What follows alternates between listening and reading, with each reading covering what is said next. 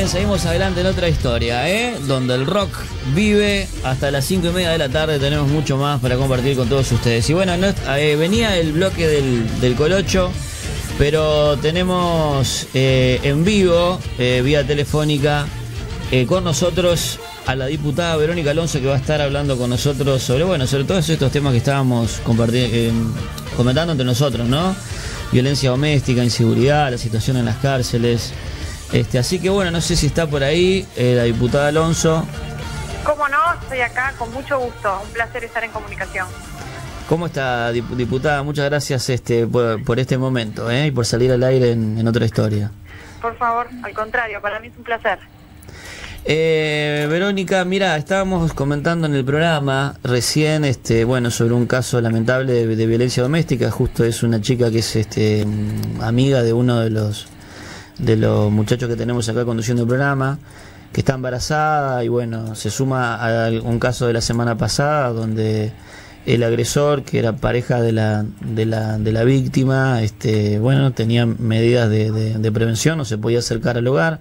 Se suma a todo lo que está pasando en las cárceles, y nos comentábamos entre nosotros qué hacer o qué se podía hacer para poder tomar medidas contra la violencia doméstica, para poder combatir un poco la inseguridad.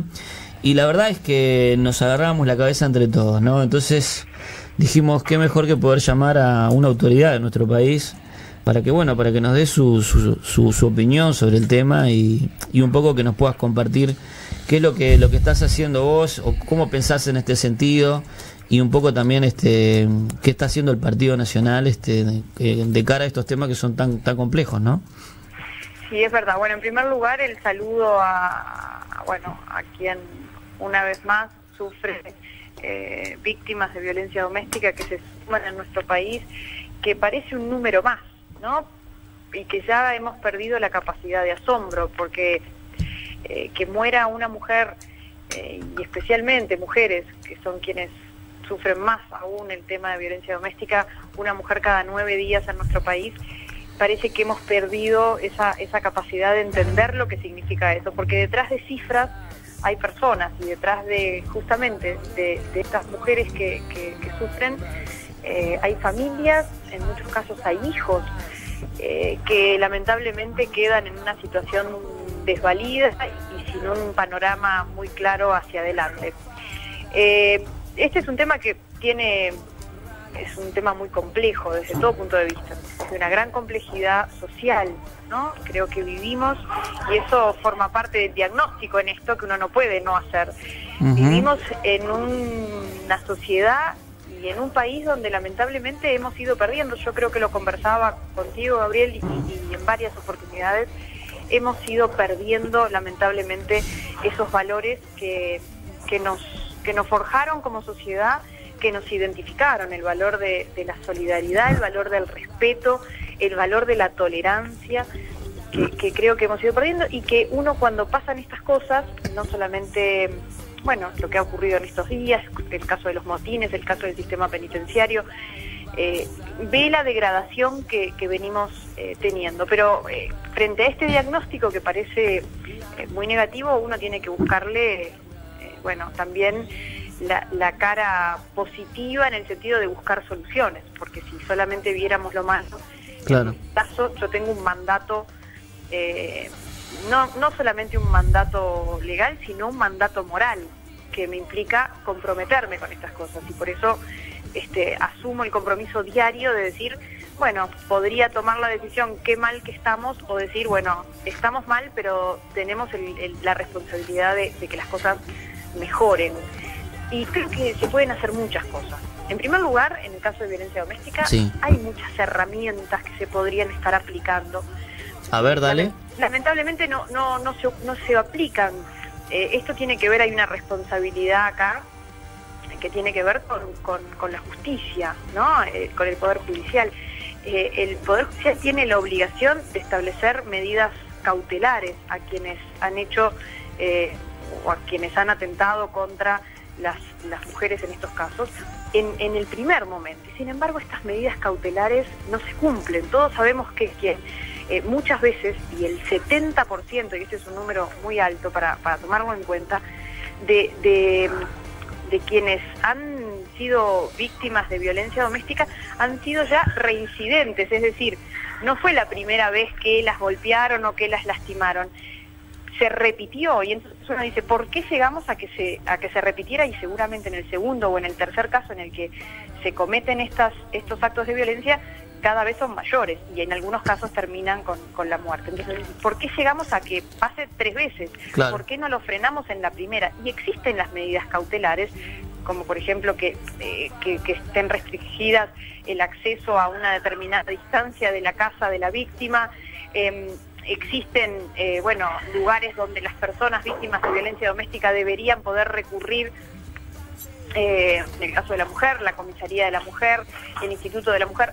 Existen recursos. Nosotros en el presupuesto nacional, acá en el Parlamento, le votamos al Ministerio del Interior y también al instituto que depende del MIDES, al Instituto de la Mujer, sí, votamos presupuesto para aplicar herramientas concretas, y sin embargo esas herramientas siguen sin poder aplicarse. Por ejemplo, doy un ejemplo, el caso de las pulseras electrónicas.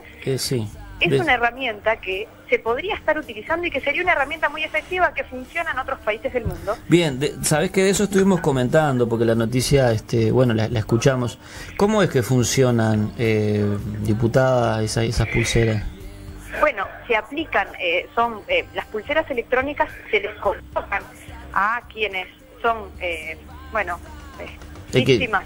Claro. Y cuando tienen por mecanismos de un sensor, cuando están cerca de la zona a una determinada distancia, suena y se supone que debe reportar, en este caso, a la comisaría que está en la zona más cercana, y además, en el caso del juez, en ese caso es muy complejo, pero sí a la comisaría que tiene cercana a ese dispositivo electrónico.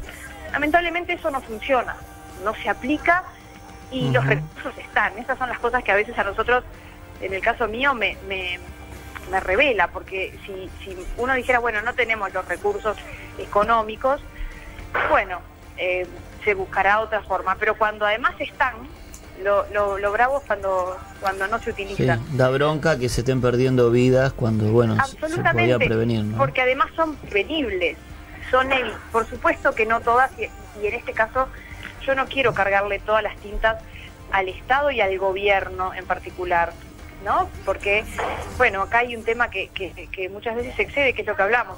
Eso es un tema que ataca a las familias, donde cada familia también es un tema de educación, es un tema social, pero creo que el Estado y el gobierno en particular tienen una responsabilidad, que es velar por la seguridad de sus ciudadanos. Ese es uno de sus primeros mandatos. Entonces, creo que hay que poner todas las herramientas a disposición para evitar estas muertes, cuando además no tenemos que esperar a que amenacen 1, 2 y 3 y terminamos en la 4ª matando a la víctima. Entonces, otra de las cosas que nosotros planteamos acá en el Parlamento hace tiempo fue que las víctimas tuviéramos un registro de público, que no esté, muchas veces no se pone, ¿no? Están como, ponen las iniciales. Y entonces nosotros decimos, ¿por qué si estas personas son quienes agreden, por qué en realidad los estamos cubriendo con el anonimato? Quienes, por ejemplo, en países como Estados Unidos, uno conoce en el barrio, en la zona, en la zona donde uno está, quienes han cometido, si uno quiere, esa información es pública y tiene la transparencia, quienes han cometido determinados vecinos, ¿verdad?, que tienen algún antecedente, se conoce con nombre y apellido. Y en esos casos es importante también saber y no estar escondiéndolos en el anonimato. Una de las cosas que también se planteó y se votó hace poco acá en el Parlamento, tiene que ver con las víctimas de violencia doméstica, tiene que ver con los hijos víctimas de violencia doméstica, muchas veces huérfanos en esta situación, que quedan, ¿no?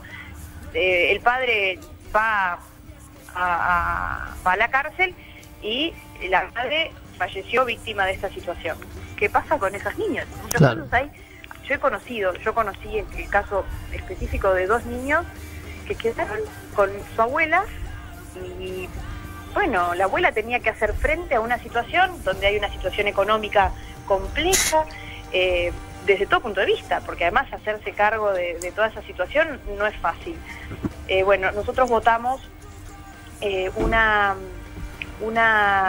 vendría a ser como una pensión para esos huérfanos víctimas de violencia doméstica, ¿no? En el caso en el que quede como estaba contando recién.